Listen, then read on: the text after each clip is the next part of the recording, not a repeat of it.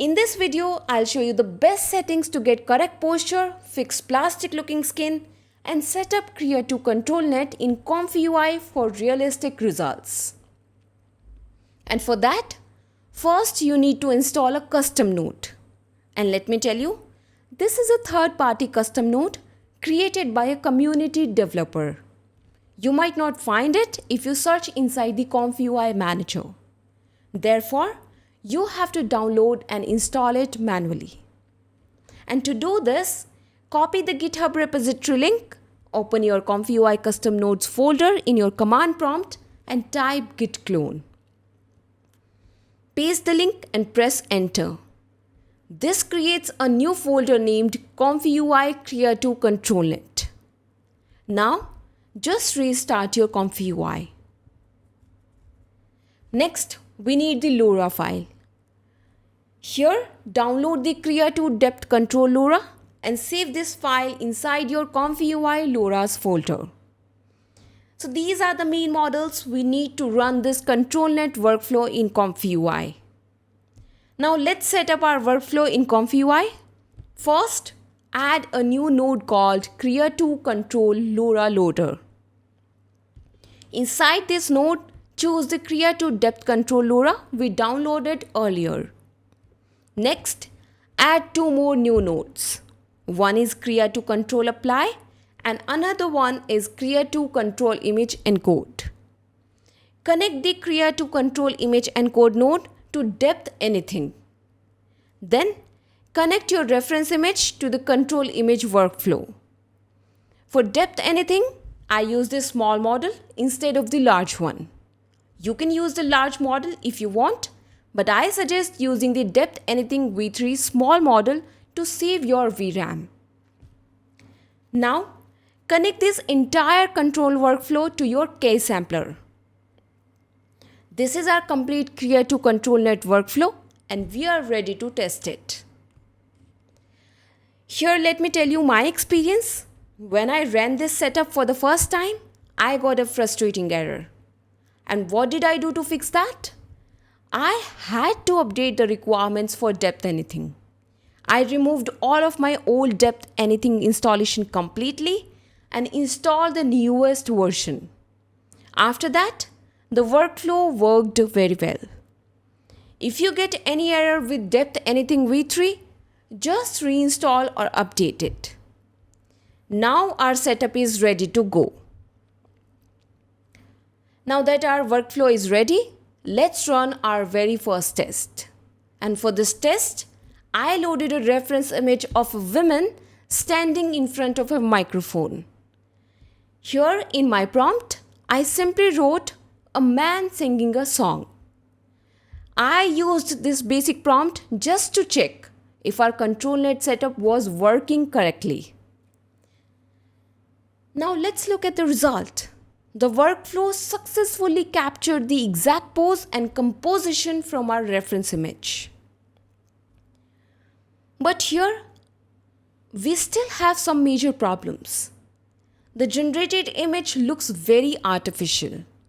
There is a weird duplicate character and some areas are way too blurry. And to fix this, write a much better prompt. I added the text generate node. This node automatically writes detailed prompts for me using Gamma 4. And in this node, I write my basic instruction first. In the next section, I explain what kind of image I want. I told the AI to keep the composition and pose similar to our reference image, but to replace the woman with a man singing into the microphone. Now let's run the workflow again. Now you can see this new result matches our reference image much better. It keeps the original pose and composition but successfully replaces the woman with the man. You can also change the background easily using your prompt.